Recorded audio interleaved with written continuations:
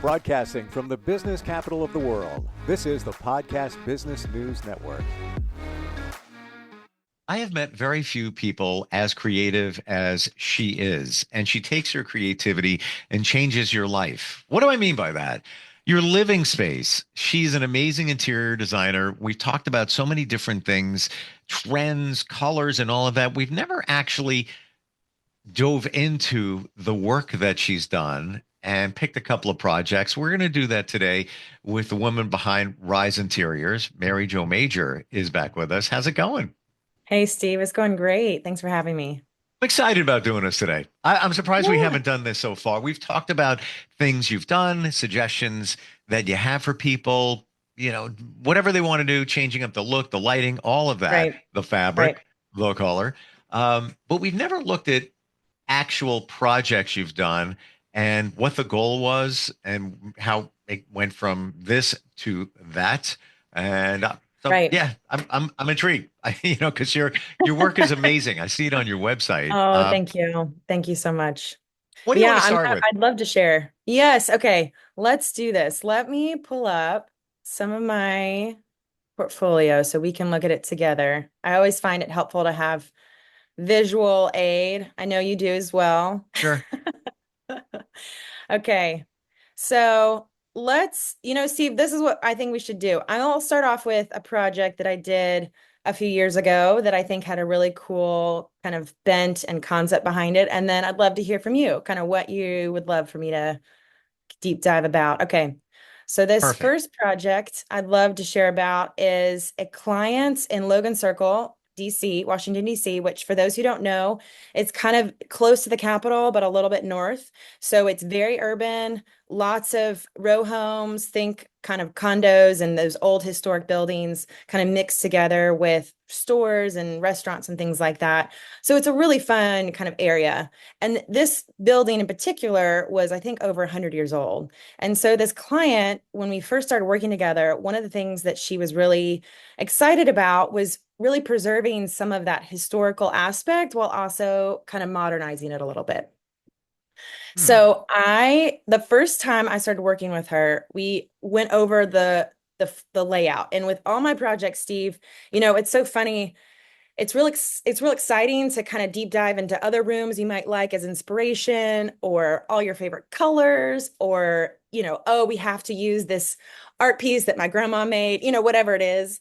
But a lot of times people kind of forget that the first thing you have to start with in a space is what I call kind of the bones, which is how's everything going to get laid out?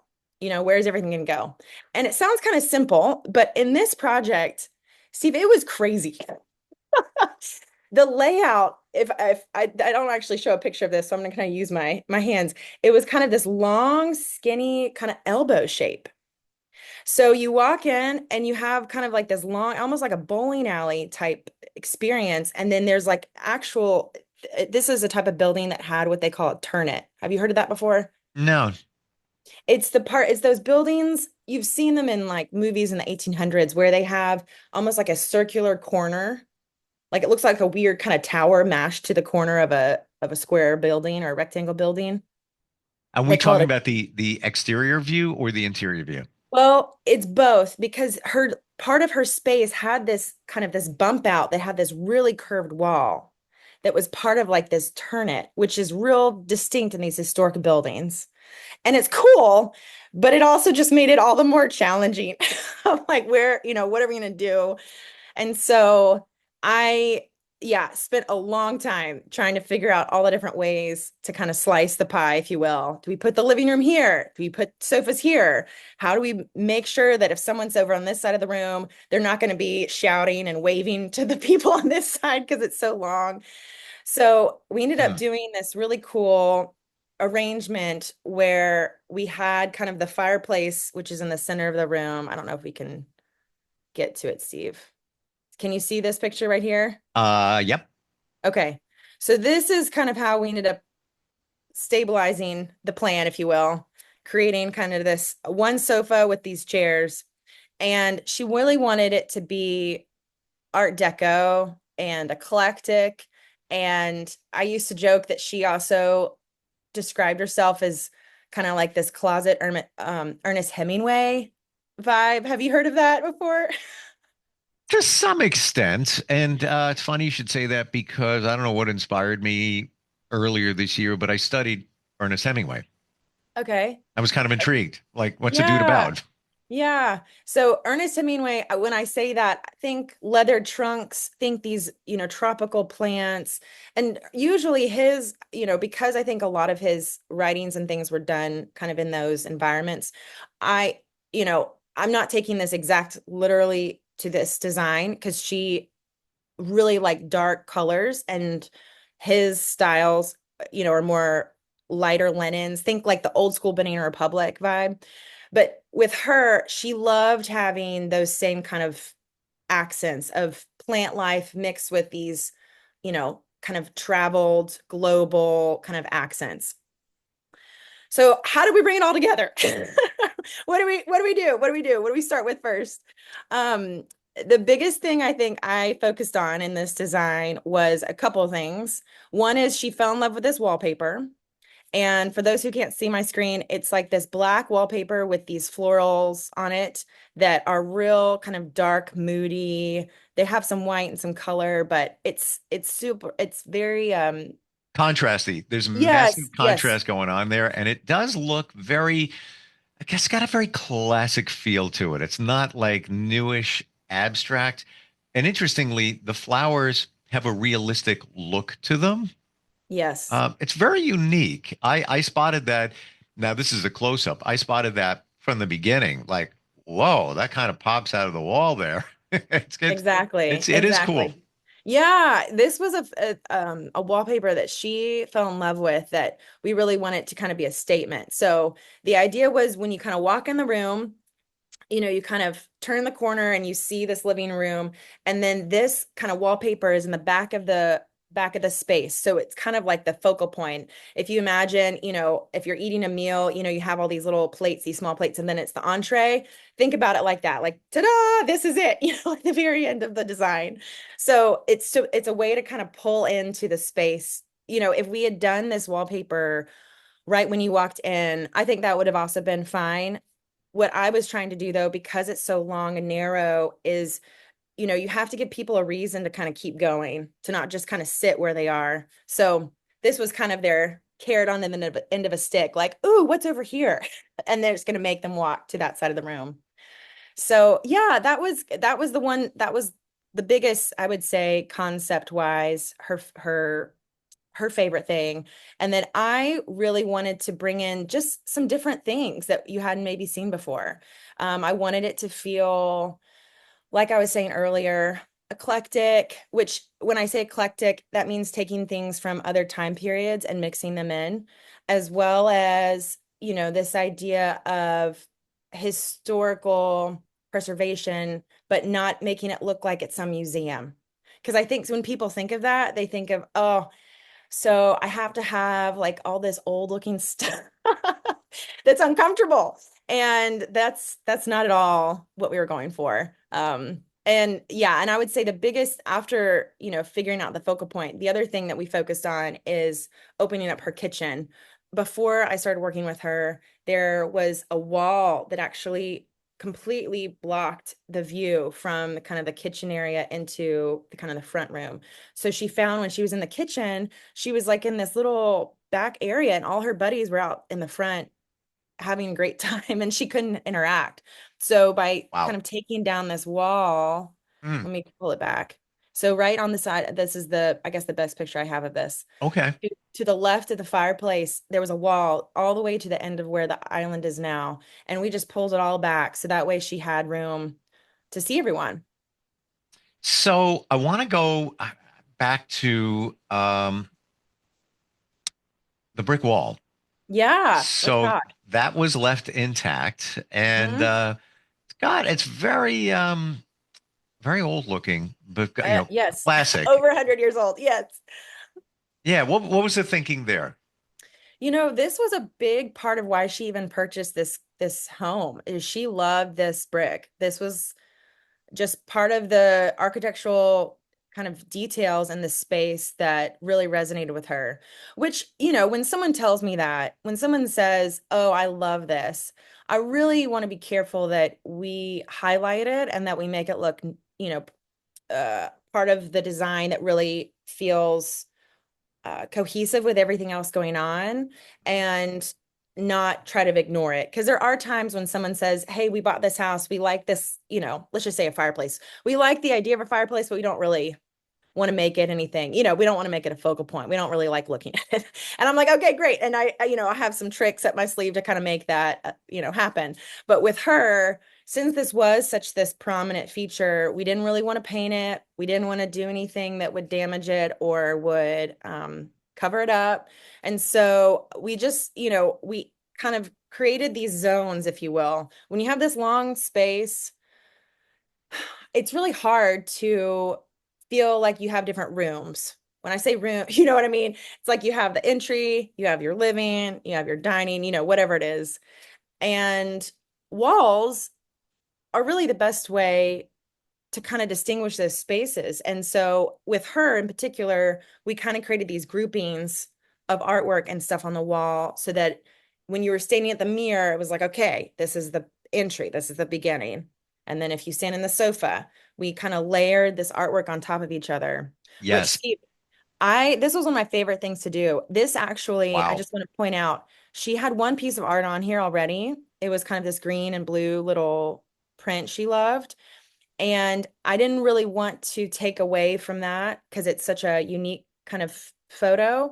And so we found this 1960s Italian mirrored frame online, like this vintage frame, and then framed like this French wallpaper inside to kind of create this backdrop and kind of tie into the rest of the story without it being distracting. I'm going to dissect that in my Okay. from a non-designer view, but what you've done there, and I'm going to paint the picture for anybody that's listening to this. We have this classic looking brick wall with its, you know, brick imperfections, which is part of the Yes. charm, the history. Then you have this one main frame of the, I think you said French wallpaper. Hmm. Very interesting. It's just a repetitive design. Yeah. And then, you know, figure that's the biggest frame. In Yes. front of that frame, literally attached to that frame, are two other pictures, paintings, photos, however you want to call it. By doing that, you've taken this old brick wall and given it like freshness. And I'm thinking that you use the French wallpaper as the picture in the frame to Hmm. not take away from the stuff on top of it in the foreground because it would just be it would be too much going on there. Amazing the way that looks. I would never ever in a million years, and I only think I'm a little creative, come up with that at all. How did you get the frames in the foreground to stay on top of the frame in the background? Is it just, you know, gorilla glue, something like that? Yeah, yeah. Well, I don't think you know this, but interior designers are also magicians. We just kind of say a little something, it just kind of stays. Yeah, well, But there you go. There's magic. There's magic yes, going on there's here. magic. Yes, it is. I think they're just different extended screws. So the screws, there's some that are just kind of longer than others into the brick wall. And so they were able to kind of maintain the distance that we needed them to be. And mind you, you know, the other two pieces of artwork that are stacked on the outside of this frame that are layered Yeah. aren't super heavy, right? Like these aren't really, you know, Yeah. big thing. So I think that was also the reason why that we were able to kind of accomplish it. So Mary Jo Major is now Mary Jo Magic. And Oh, I like that. Okay. Yeah, let's do it. work your magic, Mary Jo. Um, Final question on that Sure. that whole treatment there. When you are coming up with these ideas, are you sharing the idea and somebody's executing it? Like, did you say, you know, maybe their contractor, handyman, whatever it is, got that done for you? Yes, yes. Most of the time, I have a team of people that can accomplish these design ideas. It's not to say that I've never done them myself, but I don't want to be responsible for something I don't know. So I could, yes, I could screw it in, but because these were kind of special things, I wanted to make sure that they were done well and that they wouldn't fall, 6 months later because I didn't know Sure. whatever. Well, it takes the responsibility off of you, and that you Yeah, can work on the vision and others instead of getting caught up in the, well, should I use screws into brick, which is challenging? Should I use right. Gorilla Glue because it's not that heavy? You're right. Yeah, Right. no, I get it. I Right. totally get it. Yes. All right, Safety is a big deal. Safety is a big deal in design. yeah, and by the way, this is right above a couch. People are going to be sitting there, so you want to make That's sure, right. That's right. you're That's good. right. You're good. Yes. What else do you want to show us within this project? Sure. Some other little details I should have mentioned. She loved also one of her, I guess, concepts, if you will, is this idea of a Parisian like nightclub, like bar. Think, think again, kind of older Parisian bar where it's kind of that gritty, moody, dark Hmm. with, cut glasses. If you can imagine in your head something, yeah, you'd find in Paris. And so I wanted to contrast all of the dark brick and the dark, the other things in the space with lighter cabinets in her kitchen, but went really dark on the hood and her oven, made that black. So that way it kind of became kind of a focal point. And then this island, actually, I think it's like a 7-foot island or a 9-foot island.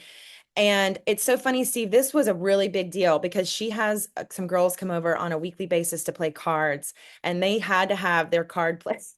And so this island was like, had to be, enough space for everyone.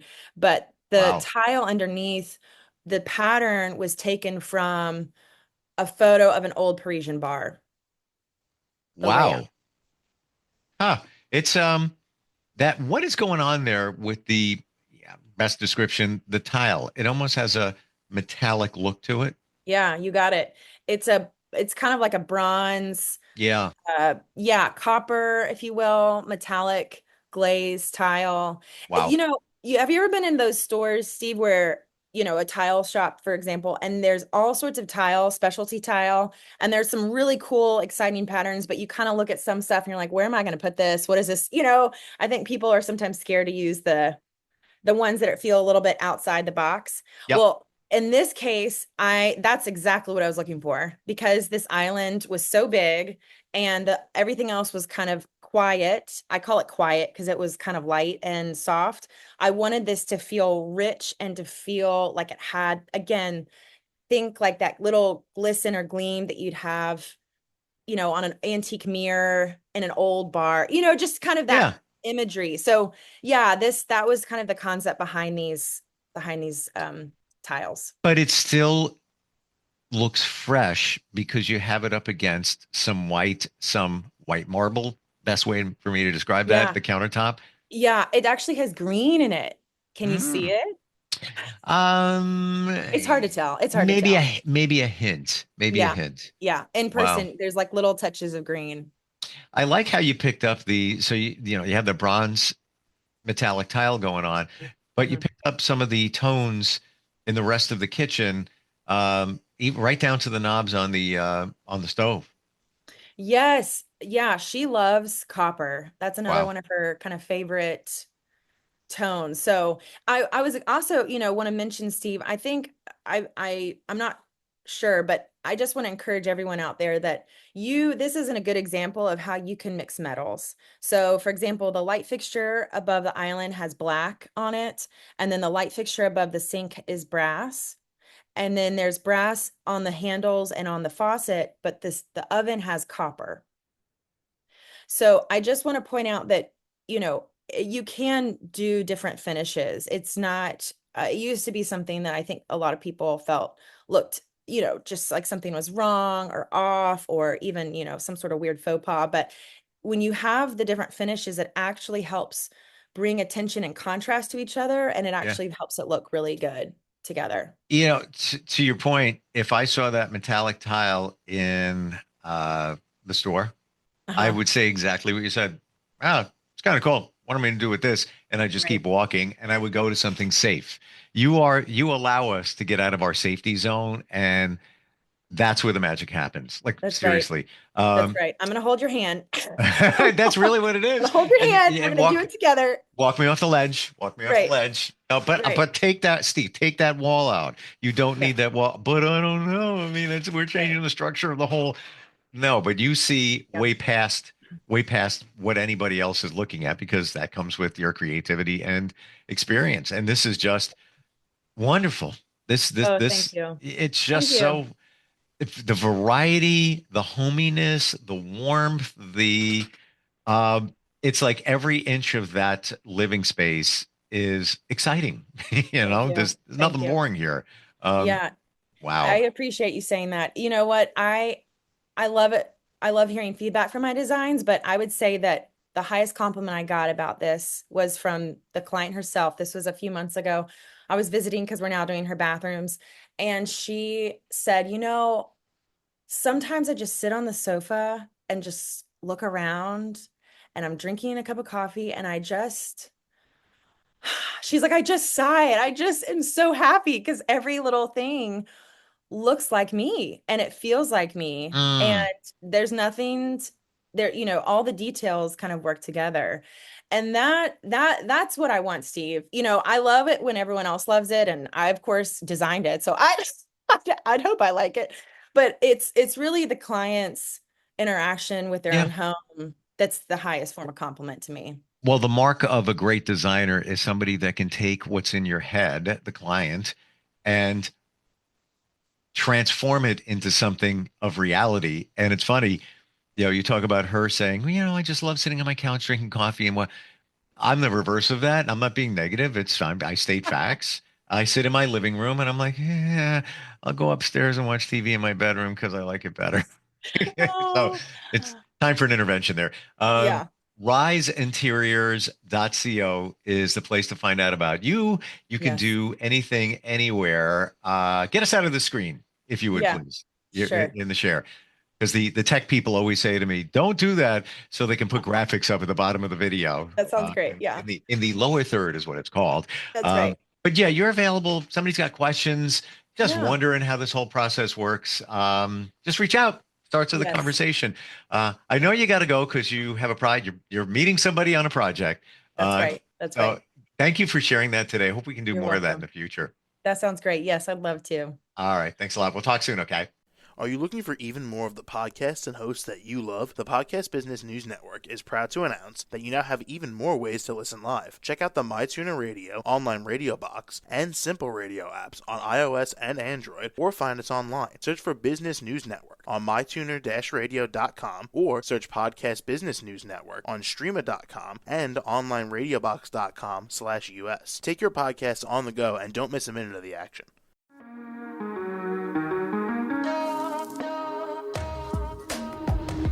Broadcasting from the business capital of the world, this is the Podcast Business News Network. For nearly 2,000 severely injured veterans, everyday life has become filled with barriers. Day-to-day simple tasks can become pretty daunting. I have to carry my chair up 2 flights of steps or have somebody do it for me. What scares me the most is just the falling. When I'm struggling with my house, I think, to have that one great barrier just knocked down, it's crucial. Home for Our Troops is a wonderful nonprofit that builds a Mortgage-free, fully adaptive, handicap-accessible house. And there's no catch. It'll be our very first home that we've ever owned. This is a game changer. This is where your life begins again. We need you to join us in completing this important mission. Please visit hfotusa.org and help build homes and rebuild lives. Because of you, everything's going to be okay.